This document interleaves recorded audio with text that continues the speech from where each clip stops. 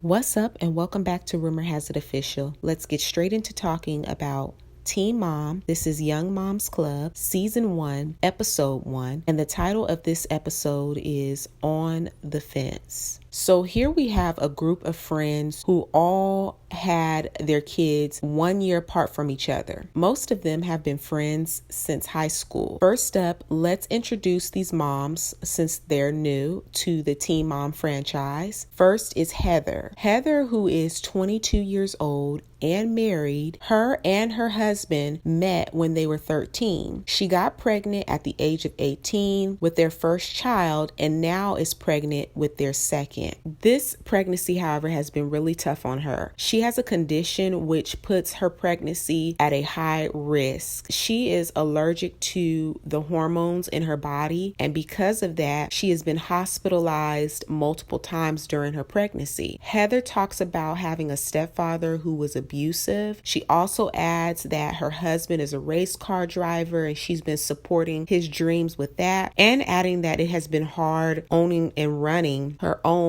beauty business. Next is Nicole. So Nicole, who is 23 years old and was adopted, Nicole got pregnant at 18 years old, and when her parents found out, they were livid. Her daughter, Noelle's father, has been absent since she was born, but she is now currently dating a new guy and feels that this time around it's going to be different. Next is Alyssa. Alyssa, who is 24, has a 3-year-old son and is engaged to her son's father. She found out that she was pregnant 5 months in, right after high school. So while in nursing school, she talked about her having a close relationship with her mother and relying on her a lot up until her mother was diagnosed with brain cancer. Next, let's talk about Cheyenne. So Cheyenne, who is 23 and married with 2 kids, at the age of 5 years old, she was diagnosed with leukemia. She is now cancer-free, but was told that she'd never have kids. Her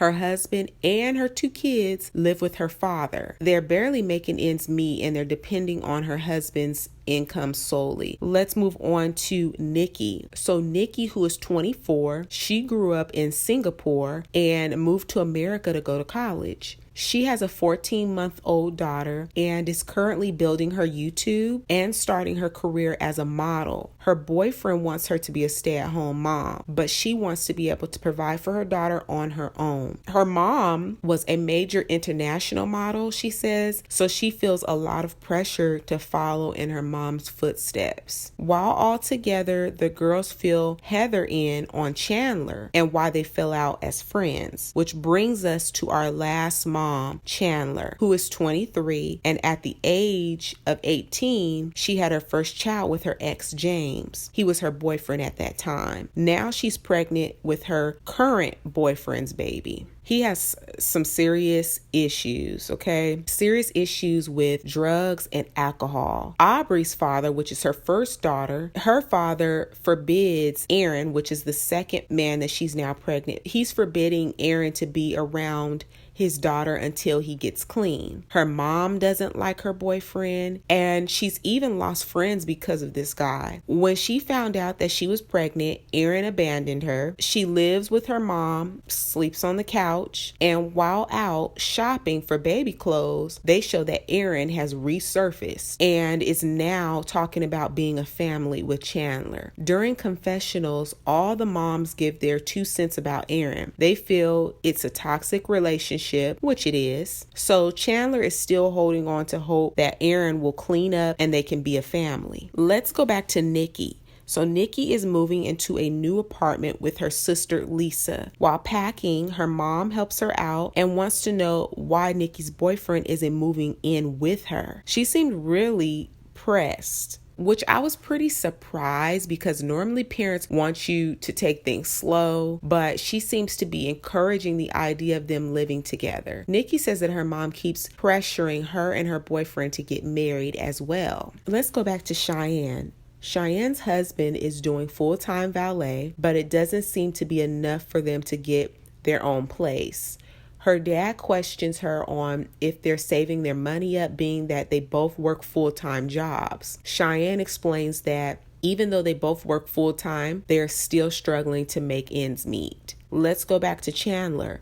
So after Chandler and Aaron left the baby store, they got into a argument and the cops were called. So Chandler called her mom to come and pick her up. While driving, Chandler gets a call from Aaron's brother saying Aaron got arrested for a DUI. Her mom tells her that she has to let him go. Let's go back to Heather. Heather is trying to plan her baby shower, and her mom told her that she would help, but so far hasn't done anything. While expressing to her mom that the shower is just 1 week away and wanting things to be right, while expressing that to her mom, they begin to go back and forth. Let's go back to Chandler.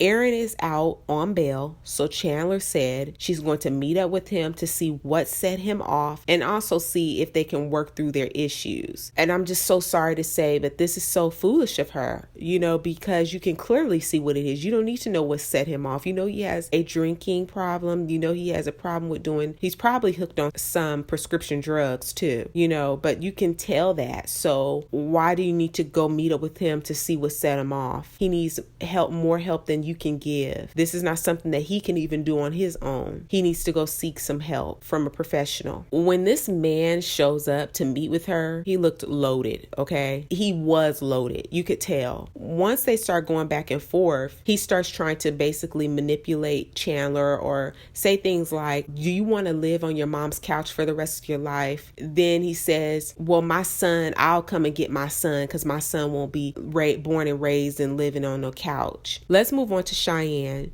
Cheyenne and her family has been staying at her mom's because she said that her dad needed a break. She's picked up longer shifts and her husband hasn't been such a help. Let's go back to Chandler. So Chandler is now ready to reach back out to her friends after she pushed them all away for her relationship, and now that she's no longer with Aaron for the moment. While talking to her mom, she encourages her daughter to reach back out to her friends because she thinks that it would be good for her and Aubrey. Let's go back to Nikki. So Nikki's all packed up. Along with her mother and boyfriend, they're going to check out this new apartment that she's got. She's getting an apartment with her sister. So she's hoping that her mother doesn't use this opportunity to pressure her boyfriend about their relationship. It's not long before her mom says, so when's the big day and when's the wedding? Nikki says during her confessional that her mom is going to scare Ryan away and that he's not ready to commit yet.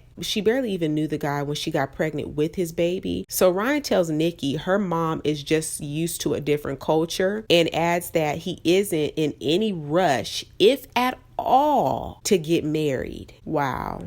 That says a lot. That should say a lot to you. He isn't in any rush, if at all. This came out his mouth.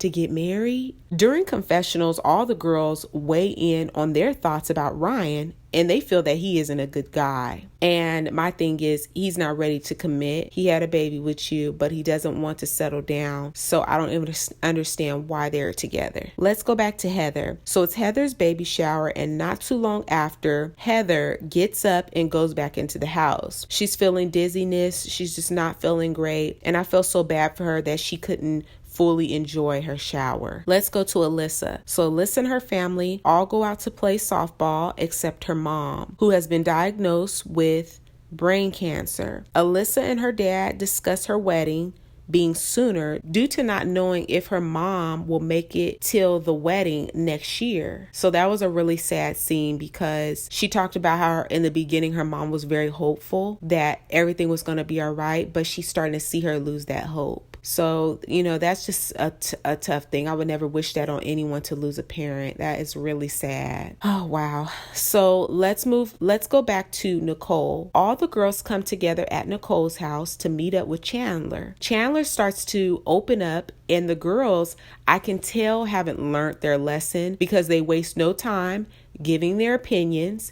And I feel like they shouldn't get so involved because at the end of the day, she's going to do what she wants regardless. If they didn't learn anything from the very first time, that's the reason why their friendship, it's only natural. You want the best for a friend. So if you see they're going through something or dating someone who is not treating them right, of course you're going to want to give your opinion. But after you see that it causes friction or causes them maybe to distance themselves from you or cut the friendship, like moving forward, you should know how to deal with that situation. So when she came back to the group and she began to talk about her problems, I would have remained quiet. And probably the only thing that I would have said was, I hope the best and I wish the best for you and for your baby that's coming. She knows that this guy has a problem. She's not blind to that.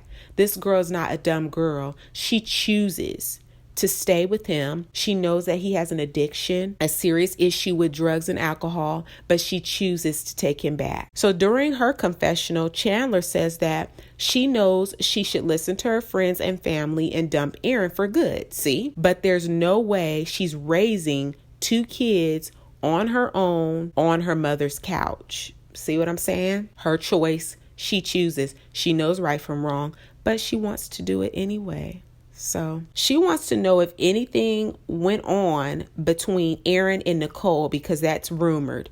Aaron was going around saying things to her like, I have the proof in my phone. Me and her messed around. She wants to be with me and all this stuff. He's doing all this stuff to her.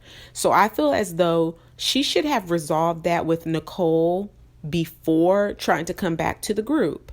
Why not address that before and then decide if you want to go back to the group or not? If that is bothering you, if that's weighing on you, then I would think that she would have handled that first. But you go back into the group and then you still have these lingering thoughts of trying to find out if Nicole has messed around with Aaron or not. So it's just crazy. I want to know your guys' thoughts. I want to know, did you guys tune into Teen Mom, Young Moms Club? I thought that it was pretty good for the first episode, and I think it's going to be actually better than Teen Mom 2. You have 6 girls who are friends storyline, and also all the girls have their own individual issues and problems going on. Let me know if you guys watched it. This was On the Fence, Season 1, Episode 1 of Teen Mom, Young Moms Club. Give this video a big thumbs up. Comment down below and let me know what you thought about this review/recap. Don't forget to share this video with a friend who also might be watching Young Moms Club. Don't forget to subscribe and hit the bell so you'll be notified on the next time I make an upload. And I will see you guys in the next video. Peace.